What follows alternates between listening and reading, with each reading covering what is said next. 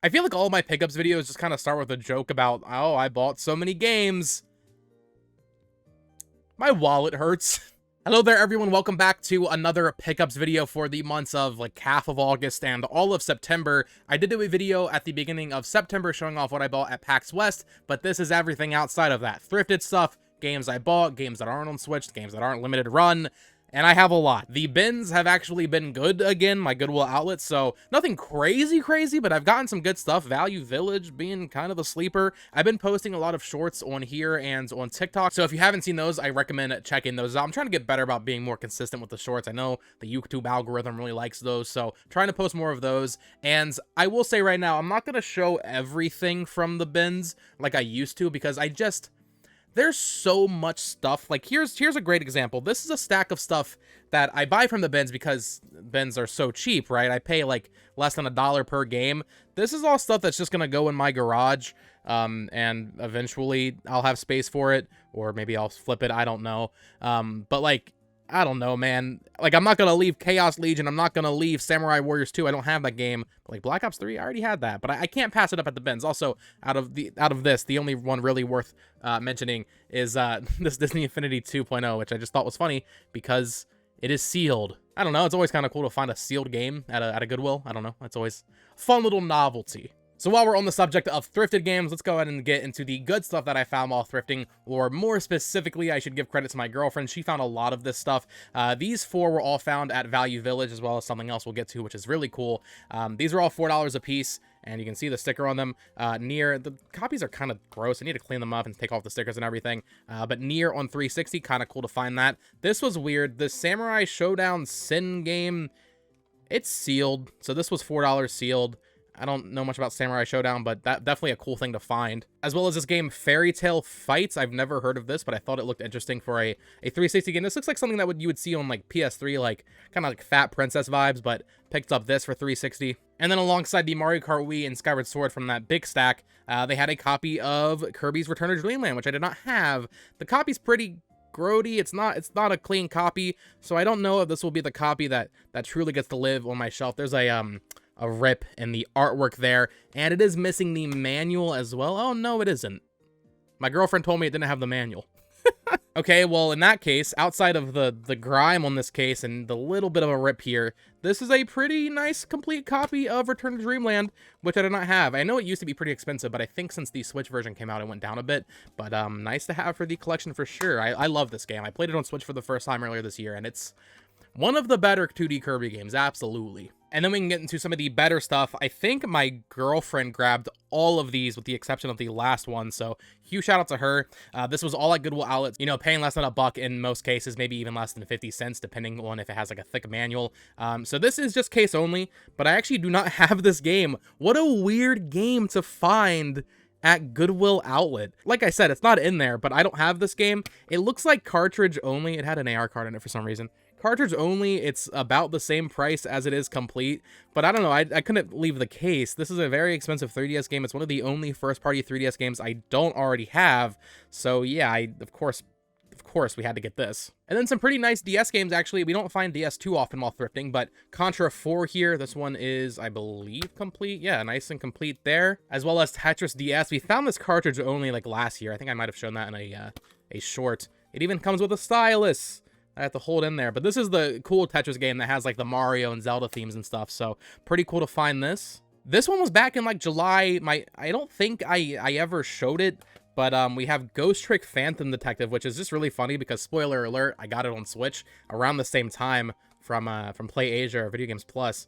So yeah, this is a pretty expensive game to find while thrifting, and could not be more happy to find this. And then this last thing was funny. I found it while digging through the bins.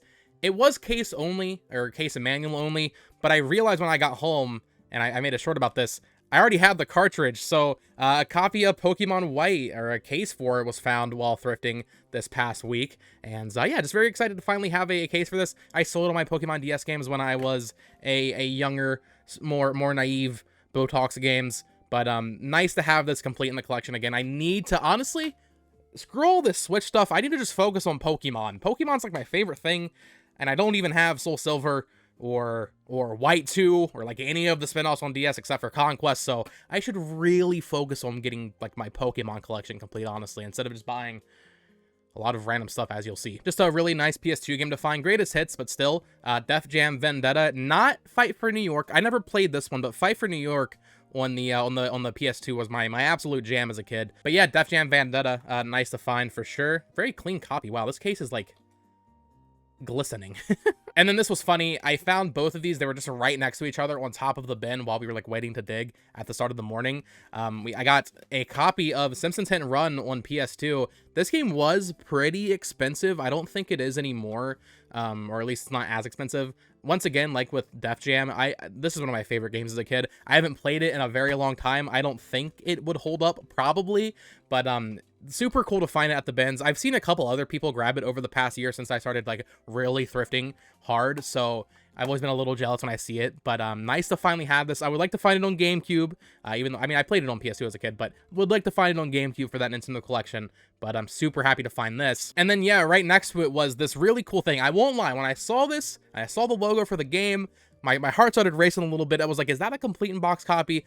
It took all of 2 seconds to figure out it was just a VHS, but we have this really cool Majora's Mask promo VHS from, I guess, Toys R Us here. Also advertising Banjo-Tooie with a sneak peek. I love these little Nintendo Power and promotional Toys R Us VHSs that they did during the N64 era and SNES era. I have a couple of them already. Here's the label on this bad boy. I think I showed off Yoshi's Island in one of these videos. I found a couple others, like a Donkey Kong Country one, but this is probably the coolest one I found, maybe next to the Yoshi's Island. I don't know. But yeah, you can understand why when I saw that logo, this was like covered. I saw Majora's Mask, and I was like, oh my god, is that a complete in-box N64 game at my Goodwill outlet right now? But just the VHS, but still very cool to find. And then final 2 things here, a complete copy of Die Hard Vendetta, 2 Vendetta games today for the GameCube. Very clean copy, very happy to find this. I don't know anything about it, but clean GameCube game, always happy to find these while thrifting. And then, not to over-explain things, but the same day that we got all those 360 games and, like, Return to Dreamland for $4 at Value Village, they also had this. I put the sticker back on it just, like, I don't know. I feel like some people think I'm lying. But here is Kirby Air Ride for the GameCube. It was $40. The sticker was on here, but I took it off, and then I was like, wait a second. I should put that back on. It's not the greatest deal in the world. That's pretty high for thrift store prices, but very happy to find this because I have never played Air Ride. It's one of the only, like, console Kirby games I haven't played at this point. Now, what's interesting is when we bought it for $40, it didn't actually have the manual. Oddly enough, through some crazy string of events, a few days before we found it for $40 at Value Village, we had found this Player's Choice case at Goodwill Outlet, and I mean, of course, we bought it, and it had the manual in it. Of course, I put it in the other case, but yeah, that worked out pretty well, and now I have a nice, complete copy of Kirby Air Ride for the GameCube collection. Excited to play it. I don't think they'll ever port it to any console, realistically, so that's definitely something I'll have to whip out the old GameCube for, or maybe the Wii. Okay, that is all of the thrifted stuff. Now we can get into our not Switch stuff.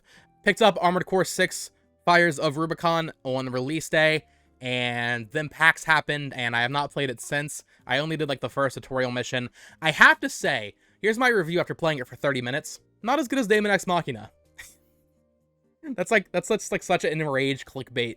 No, I wasn't loving how it felt compared to that game, like actually a little unironically. I'm sure if I played it more and really understood the controls and everything, I would get more into it, but I don't know, there's something about like the art style and just how depressing everything looks. I'm like, man, Daemon X Machina was so colorful. I feel like I'm a truly jaded person now because that will always be my first Armored Core game, my first battle mech game, but I definitely want to get back to this and give it another try soon. And then a couple of things from Limited Run here. This just came in one of my orders, Shantae on PS5, so I finally have all of these games on the PS5. Very nice to finally have this. And then my copy of River City Girls 2 for PS5 came as well, with the little slipcover thing here.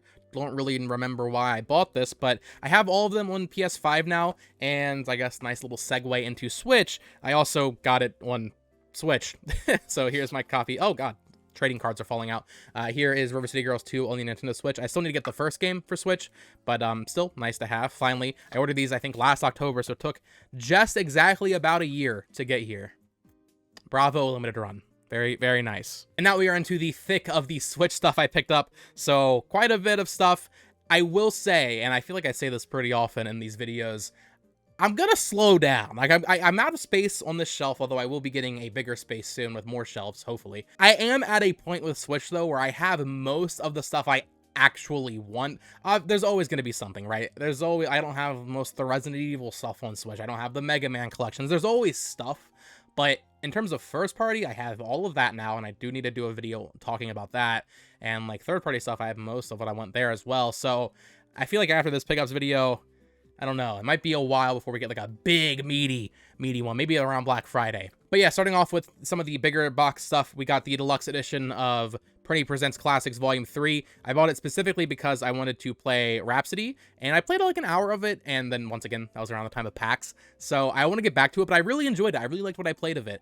NIS America has so many cool, quirky JRPGs. It feels like I wasn't playing JRPGs when I was, 10 or whatever, but it feels like kind of how Atlas operated during the PS2, where they were just publishing a bunch of stuff. That's how it feels like with NIS America. I mean, I know these are PSP games, but I don't know, they just be having the most random JRPGs that you've never heard of, and they're actually sometimes bangers. As part of one of my many Best Buy buy two get one orders I've made over the past 2 months, I got Trek to Yomi Deluxe Edition. This was on Game Pass, I believe, and also I think it might be on PS Plus Extra now. I always thought this one looked interesting, kind of like a 2D samurai game. Want to get to it eventually. And then as part of that limited run order that Shantae came in, this finally came. Frogun, I for some reason bought the special edition. It's kind of funny with limited run, like trying to figure out what I was thinking a year ago. I would not buy the special edition of this game if I were to buy it today. It's a fine game. I like it. I've already played it a little bit because I had it digitally. But Frogun Special Edition, still sealed, and going along with that thinking, why did I order this? Fangamer does some incredible plush. Limited Run, not so much. This is the main character, I forget her name, but I got the Frogun plush and the Frogun Special Edition. I'm all Frogunned out right now. And now we can get into the good stuff. So starting off, I got Darksiders War Mastered on the Nintendo Switch. I've always been very intrigued by the Darksiders series. And of course, if you are a Nintendo Switch collector, you may know this game has a little... I might have to make a short about this. This game has a little dirty secret here. They messed up the spine. Yeah, they actually misprinted it and gave it this black spine. It's kind of hard to see on there. Well, it's not hard to see, but you can kind of see it down here. It's clearly not right. I don't know how many copies were like that. It's not really hard to get. I mean, I paid like the same price as I would for this as a regular copy, but it's kind of cool. Like the Switch logo just kind of blends in. It low-key, it kind of goes hard. I would be curious to see, it wouldn't work for every game, but like any game with like a darker art cover, this kind of looks nice, honestly, just in the corner there, without some big box around it, big red box. So got this, as well as Crysis Remastered for the Switch. I've played Crysis 3. That's the only one I played, and I enjoyed it. That was a long time ago, though. This is the game that everybody like talks about, though. Like, oh, can it run Crysis? I've never played the first Crysis, so I'll definitely be doing that eventually, and it has a little postcard in it. Neat. Another game I've always wanted to give a shot is Temtem. Of course, I'm a huge Pokemon fan. I'm not sure if this game is even really that active, though. The entire pitch was it's like an MMO, like what people always wanted for Pokemon back in the day. I don't know if it's that active. I can't imagine it is, but maybe it is. Let me know in the comments below. Are you a big Temtem player? But that's something I picked up as part of I think buy one, get one on Amazon they did like a month or two ago. Another limited run delivery, a standard edition of KOTOR 2. I picked up the VHS edition at PAX last month, so I will probably end up selling this, but right now it's not hurting nobody sitting on the shelf. I really want to do a video. I don't know how to frame it specifically, but I want to do a video talking about how cool it is that the Switch and PS4, to be fair, through companies like Limited Run and even just regular publishers like Devolver and all these different companies, so many games have physical copies. Most of this is credit to Limited Run, admittedly, but like every Star Wars game ever basically has a physical copy on Switch, even if it's a PS1 game, even if it's an N64 game. And I don't know, as someone who appreciates physical media, that's just really cool. Maybe I could frame the video just talking about like how crazy the Switch library is as a whole, because I mean, even next year we're getting like the Tomb Raider collection and the Gex collection, we're getting Tomba, we're getting Metal Gear Solid collection this year, the Batman Arkham trilogy, the Switch library. Not to say the PS4 isn't just as impressive, because it is, if not more impressive, but the Switch library, as a Nintendo fan, is just crazy. This was $10 on Amazon. I know nothing about it. If I see a $10 new Switch game, I'm just like, okay. Risen, or Ryzen? Probably Risen, right? From THQ Nordic. This is just a very Xbox 360 looking Xbox 360 game. Kind of reminds me of like Dragon's Dogma 1, maybe. I don't know. Risen. Of course, had to pick up the hot new Pikmin 1 and 2. Wearing the Pikmin shirt to rep right now. The mic is perfectly blocking it. Pikmin 1 and 2, I held out. I did not buy it digitally. Of course, even if I bought it digitally, I would have bought it physically anyway. Inside art, very cute. Pikmin, they do be standing for sure. But yeah, happy to have this for sure. And this one's exciting. I finally got an order from Play Asia that I placed back in like May, I believe. It was 2 games, as well as some plush, which I showed off in another short. I don't know if that's up yet. We got River City Saga 3 Kingdoms. I respect River City so much. They just really be doing stuff. And much, much, much more importantly, we have Baten Kaitos. This is, of course, the Monolith Soft collection here of developed GameCube games that they made before Nintendo acquired them, although Nintendo actually published Origins. So I'm still confused why Nintendo didn't publish this. Didn't get a release in North America, but there is a Play Asia, you know, like Asian English release here. So the spine is all in English, and it's very nice. I have not gotten around to starting these yet. They are very beefy, card-based RPGs, so eventually I will get to this, and I mean, I love this art. Looks so good, dude. Monolith Soft is my favorite dev, so I definitely need to put some respect on that and play some of their older stuff because I've only played Xenoblade Onward. But yeah, very, very excited about this finally coming in. Here's that copy of Ghost Trick that I mentioned from Play Asia as well, or Video Games Plus, one of the two. I love both those websites. Once again, come on, Capcom. They're doing the same thing with the new Ace Attorney trilogy where it's not releasing in North America. Just release it in North America. It's not going to hurt you. It's going to sell out anyway. I don't get it. But still, at least they're doing something with these. So Ghost Trick Phantom Detective, very nice to have this. I've never played it, but I've always heard great things. As well as an NIS America game that actually got delisted alongside The Lost Child a month or two ago. We have God Wars: The Complete Legend? This is a Fire Emblem. This is a Disgaea, I believe. So tactical RPG goodness right here from NIS America. Toying with the idea of going for a full NIS America set, but there's so many games they've done. I probably have more than half, but we'll see. Also from Video Games Plus, Atelier Ryza 2. Very happy to have this. So I have all the Ryza games now. I think I'm only missing one of the trilogy packs. So my Atelier collection is almost complete, even though I've only played one Atelier game. Knights of Azure 2, Bride of the New Moon. This was a restock, I think, on Video Games Plus. So a lot of VGP stuff here, but I wanted to pick up this. Another LRG order finally came in. This is Shadowrun Trilogy for the Switch. Once again, I mean, I'm not familiar with Shadowrun as much. It's a tactical RPG, so looked appealing to me. But just the idea that the Switch has so many, like, complete collections and series of games is I like that a lot. And hey, speaking of collections, I finally picked up the Crash Bandicoot Insane Trilogy on the Switch. The cover art's not in there, right? I actually have not played these games ever, really. I've dabbled with Crash Bandicoot.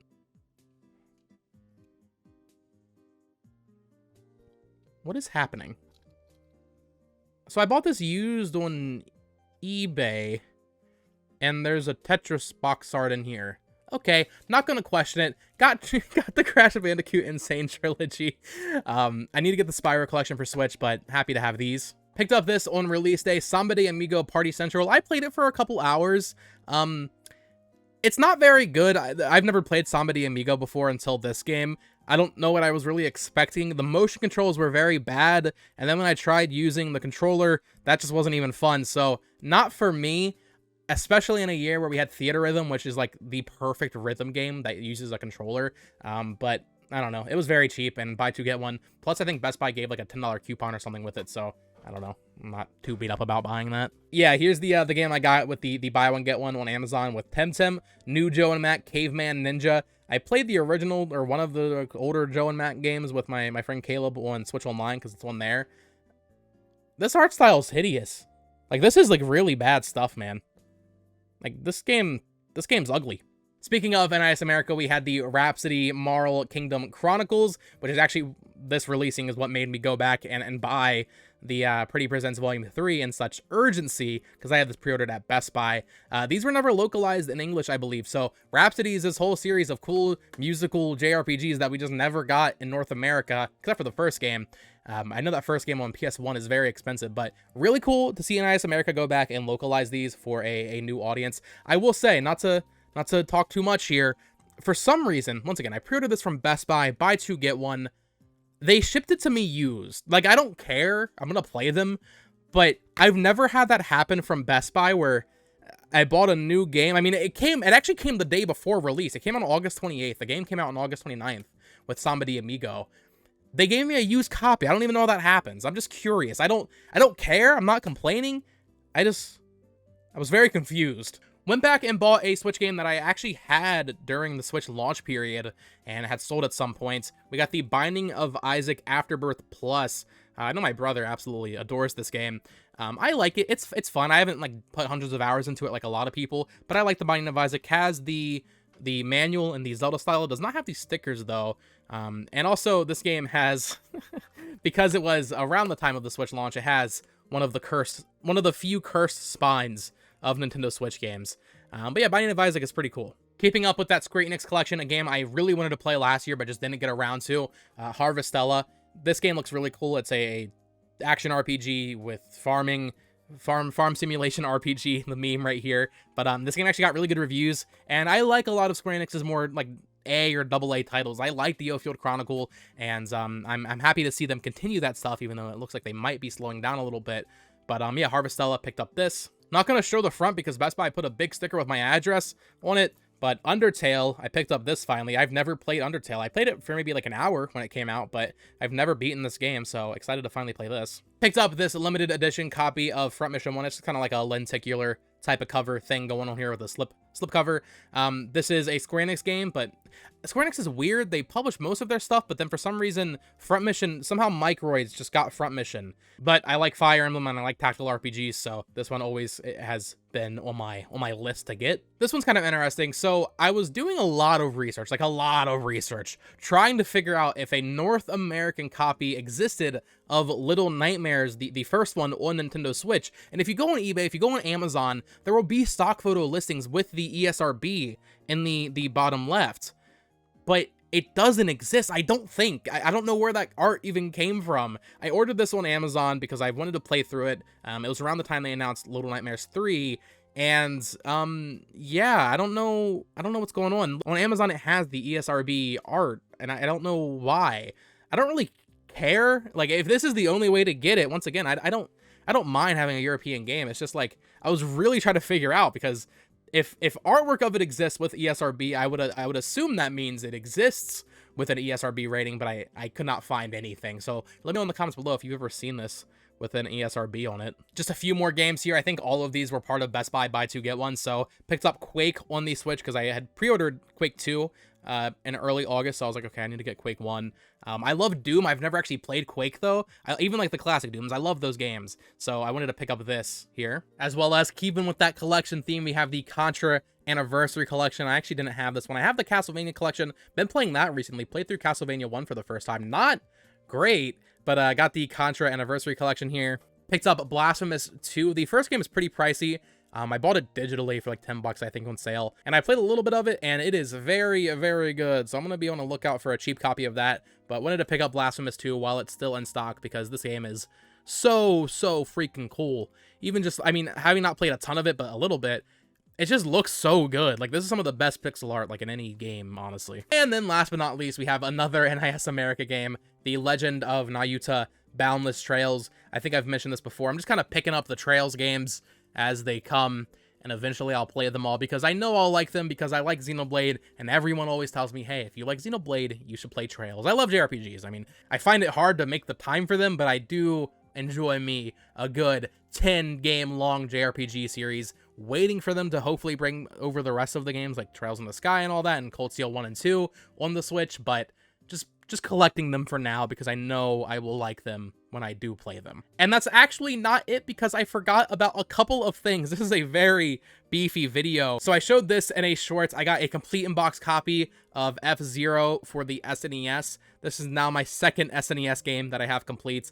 This looks absolutely fantastic on a shelf, and I've been loving F-Zero 99, so yeah, I'm happy to have this. I think I got it for like 50 bucks, which isn't incredible, but honestly, the fact that it's that cheap to begin with was kind of surprising. Most of the time, first-party Nintendo games of like a major franchise are pretty expensive complete on SNES or N64, but this one was pretty cheap. And then surprise, surprise, I actually have some Wii U stuff here. I dipped my toes back into the Wii U pool. I think I'm down to like 14 games needed to complete the collection, so I'm just kind of chipping away. Got 2 North American games and 1 European. So the European game I got is Hunter's Trophy to Europa.